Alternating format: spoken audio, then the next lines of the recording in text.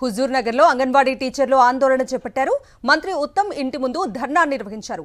పలుమార్లు వినతి పత్రం ఇచ్చినా పట్టించుకోలేదని ఆగ్రహం వ్యక్తం చేశారు. ప్రీ ప్రైమరీ, పీఎం శ్రీ విద్యను అంగన్వాడీ కేంద్రాల్లోనే నిర్వహించాలని, 18,000 కనీస వేతనాన్ని ఇవ్వాలని డిమాండ్ చేశారు.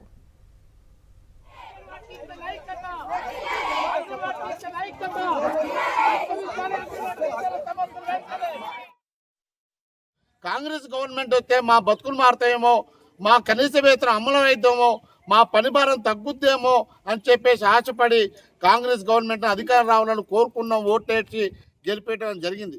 గెలిపించిన తర్వాత 22 సంవత్సరాలు 22 నెలలు కావస్తా ఉంది. ఈ బడుల్లో అంగన్వాడీ టీచర్లు పెద్ద ఎత్తున ఆందోళన చేసిరు, పోరాటాలు చేసిరు.